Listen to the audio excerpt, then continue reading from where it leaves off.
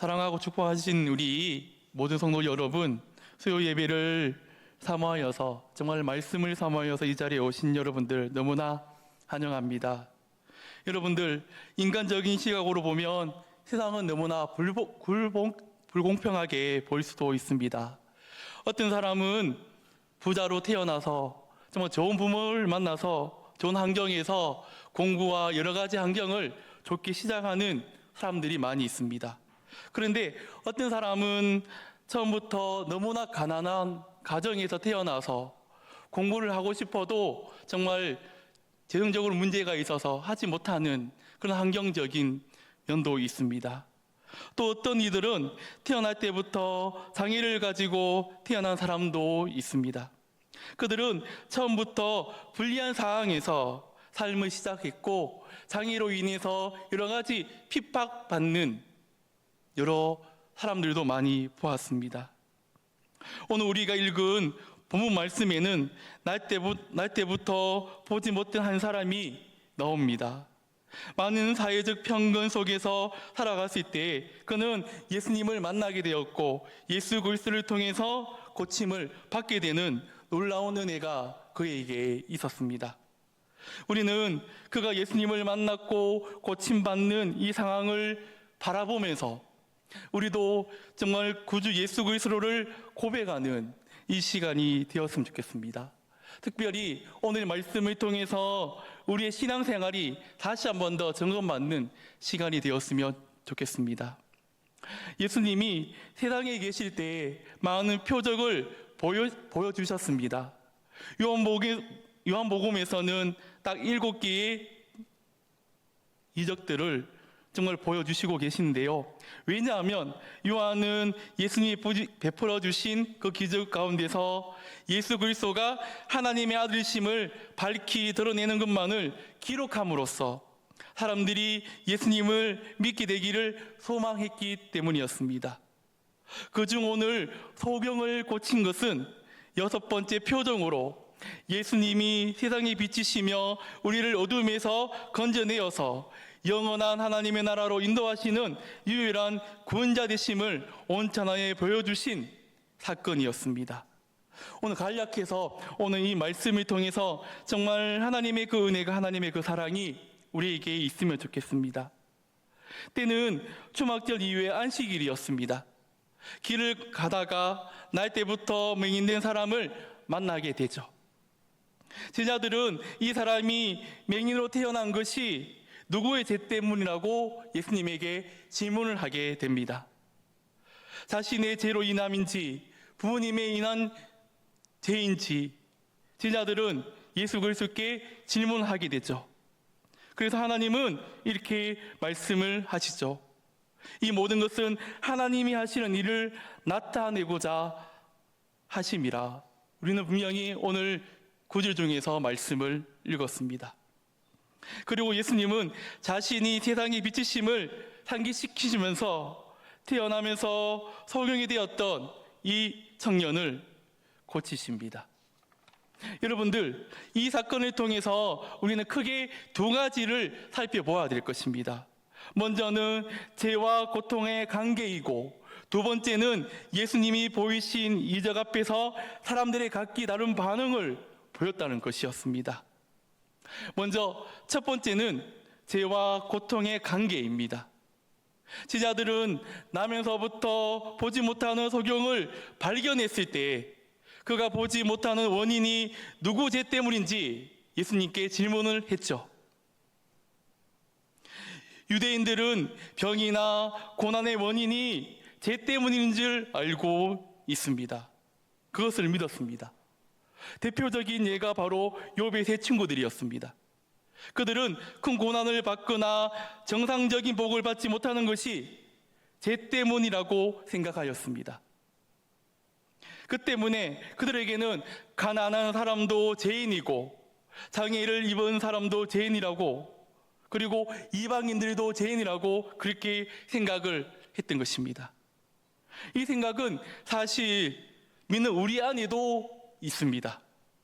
사업이 실패하고 시험에 떨어지고 큰 사고를 당한 사람들을 보면 마음속에 하나님이 그의 죄로 인해서 지신 게 아닌가, 그렇게 생각할 수도 있다는 것입니다. 따라서 고난 중에 있는 사람들은 그 고난의 자체로 힘들잖아요. 그러나 그 사람들을 정죄하고 판단하고 이중적으로 고통을 줄 수 있다는 것입니다. 마음이 아픈데 사람으로 인해서 더 고통을 받을 수 있다는 것입니다. 그렇다면 우리는 이 고난을 어떻게 받아들여야 할까요?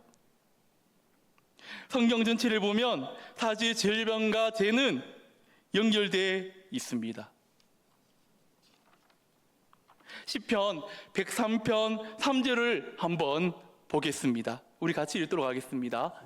그가 내 모든 죄악을 사하시며 내 모든 병을 고치시며.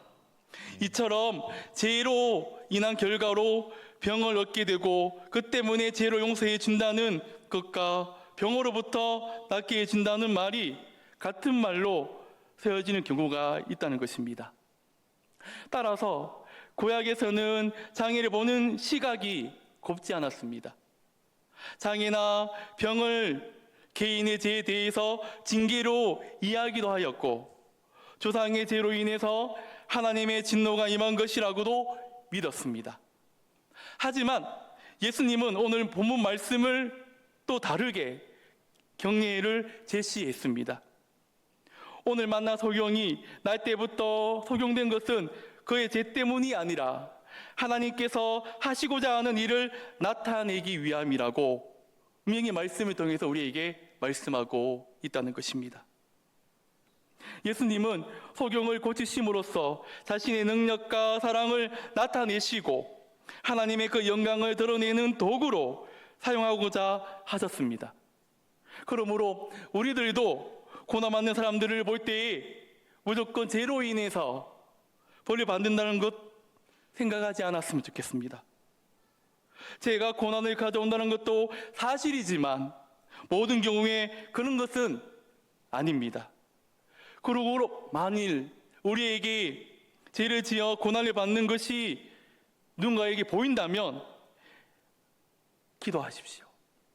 이 사람이 하나님 앞에서 돌아올 수 있도록 기도하시고 온전한 믿음을 가지고 나아갈 수 있게 오직 하나님의 말씀을 바라볼 수 있게 위로해 주시고 기도하시기 바랍니다. 그리고 오늘 말씀을 통해 두 번째 살펴본 것은 같은 표적을 대하는 사람들의 반응입니다. 소경이 치료되자 본문 말씀에는 세 가지의 각기 다른 반응이 나타나고 있습니다. 우리 짧게 한번 보았으면 좋겠는데요. 첫 번째로는 거부 반응입니다. 유대인들과 바리새인들은 그 누구보다 메시아를 기다리는 사람들이었습니다. 그리고 그들은 구약에서 종말의 메시아가 오시면 일어날 일들을 예언한 내용들을 잘 알고 있었습니다. 이사야서 35장 5절에 보면 종말의 메시지가 분명히 있습니다. 제가 한번 읽도록 하겠습니다. 그때 맹인의 눈이 밝을 것이며 못 듣는 사람의 귀가 열릴 것이라고 분명히 예언하고 있습니다. 그런데 예수님이 맹인의 눈을 밝게 하셨잖아요. 그렇다면 그들은 예수님을 메시아로 알아보고 그 누구보다 기뻐하고 경배해야 했습니다. 그러나 그들은 예언대로 이루어진 이 명백한 표적을 보고서도 예수님을 거부했다는 것. 이분이 진정한 메시아이신가? 왜일까요, 여러분들? 예수님이 그들이 기대했던 메시아의 모습이 아니었기 때문에. 그들은 자기들처럼 유대교의 열심은 있고 안식일을 철저히 지키며 유대교의 독립에 대해서 열정을 가진 메시아를 기다렸다는 것입니다. 그런데 예수님은 그런 모습이 아니셨습니다. 그 때문에 놀라운 이적 그리고 구약 성경에 예언한 내용들을 다 이루고 계신 분이라도 예수님의 메시아를 인정하지 않았다는 것. 그리고 두 번째 반응은 회피였습니다. 이는 소경의 부모가 보여준 반응이었습니다. 여러분들, 유대인들이 맹인이었던 자기 부모를 불러서 그 아들이 맞는지 물어보았잖아요. 어떻게 해서 고침을 받았는지 그 부모에게 물었습니다. 여러분들, 소경의 부모는 그 모든 되어진 일들을 잘 알고 있습니다. 그러나 유대회당에서 출교당한 것 두려움 때문에, 그 두려움 때문에 공개적으로 그 먼 것을 고백하지 못하고 회피했다는 것입니다. 본문 20절에서 22절에 분명히 나와 있습니다. 유대교에서 쫓겨난다는 것은 사회적으로 엄청난 손해를 있습니다. 그래서 많은 사람들이 이 방법으로 정말 했던 것 같습니다. 그러나 여러분들, 소경의 반응은 달랐습니다. 그가 보인 반응이 바로 세 번째인데요, 예수님을 그리스도로 인정한다는 것, 회피한 것이 아니라 인정했다는 것입니다. 소경은 자신이 유대 공동체 안에서 출교당하게 될 것을 알면서도 자신이 겪을 일 증언하기를 두려워하지 않았다는 것. 그의 부모는 두려웠지만 본인은 두려워하지 않았다는 것입니다. 그리고 놀랐던 그 소경의 신앙에 놀랍게도 발전이 이루어지는 것을 오늘 9장 말씀을 통해서 우리에게 분명히 보여주고 있습니다. 여러분들, 놀랐던 소경이 자신이 겪을 일을 여러 번 증언하는 과정에서 그가 예수님을 칭하는 호칭이 달랐다는 것. 한번 9장 말씀을 1절부터 마지막 절까지 집어 돌아가셔서 한번 읽어보시기 바랍니다. 그 호칭들이 다 달랐다는 것입니다.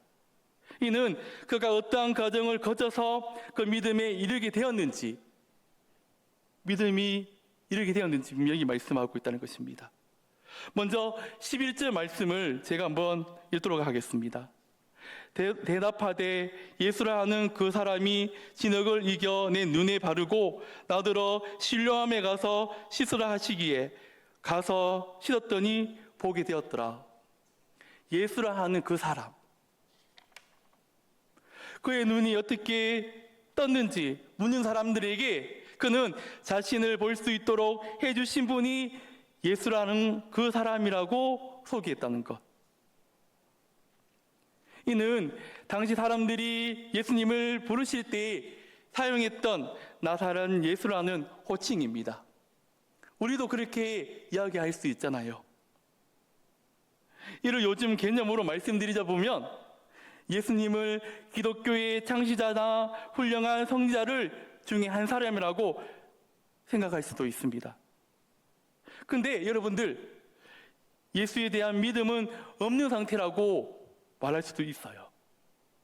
그런데 17절을 보면 이 맹인이 되었던 자에게 다시 묻되 그 사람이 내 눈을 뜨게 하였으니 너는 그를 어떠한 사람이라 하느냐 대답하되 선지자나이다 하니. 말이 다르죠. 대답하되 선지자이니. 맹인이 어떤 사람이 바리새인들에게 불려갔고 또 어떻게 그리고 누구에게 의해서 눈을 뜨게 되었는지 질문을 받았을 때 그는 예수님을 선지자라고 또 칭하게 됩니다. 왜 그럴까요? 33절에 나왔듯이 예수님이 하나님께로부터 오지 않았으며 이런 일을 할 수 없음을 깨달았기 때문에, 하나님께로부터 오직 아니하였으며 그 말 가운데 깨달았기 때문이었습니다. 이는 나사렛 예수라는 호칭이었 때보다는 믿음이 조금 성장한 것이 될 수도 있어요. 그러나 구원받을 믿음은 아니었다는 것. 그런 그에게 예수님이 다시 한 번 더 찾아오셔서 35절에 말씀하시죠. 예수께서 그들이 그 사람을 쫓아낸다 하는 말을 들으셨더니 그를 만나서 이르시되 내가 인자를 믿느냐? 인자를 믿느냐? 여러분들, 인자란 하나님의 아들을 가리키는 걸 말하고 있습니다. 예수님은 소경되었던 자에게 내가 하나님의 아들을 믿느냐 물어보신 것이었습니다. 이에 그는 하나님의 아들이 누구신지 알게 되면 믿고 싶다고 이야기하죠. 그리고 그 가운데 예수님이 자신이 하나님의 아들이심을 드러내었을 때 맹인이었던 자는 주여 내가 믿나이다 라고 고백하게 됩니다. 그리고 예수님 앞에서 엎드려 절하게 됩니다. 여러분들, 그의 믿음이 예수님을 하나님의 아들로 고백하는 자리에 이르게 되잖아요. 그에게 예수님처럼 그저 나사렛 예수였지만 그 다음은 선지자, 그리고 하나님의 아들로 발전했다는 것. 쉽게 생각해 보면 그의 믿음이 조금씩 더 성장해 나갔다는 것입니다. 처음에는 나사렛 예수, 그리고 선지자, 그리고 하나님의 아들로 발전했다는 것. 여러분들, 세상이 흔히 말하는 예수에서 교회가 흔히 말하는 예수님으로 발전했다는 것입니다. 마지막으로 하나님의 아들이신 예수님을 자신의 구주로 받아들였다는 것. 이 맹인이 정말 예수 그리스도를 통해서 치료를 받았지만 이분이 정말 예수 그리스도의 구원자이신가? 처음에는 몰랐지만 시간이 흐를수록 그에게 믿음이 들어감으로써 이분이 정말 살아계신 하나님의 아들이구나, 그런 것을 느끼게 되었다는 것입니다. 사랑하는 성도님들, 우리가 당시에 예수님이 그리스도이심을 나타내는 이 표적을 목격했다면 우리는 과연 어떻게 행했을까요? 그동안 기대오던 그 기준에서, 내 기준에서 정말 그 하나님을 보았을 때 어떤 결정을 이루시겠습니까? 아니면 우리에게 손해와 고난이 올까봐 피할 수도 있잖아요.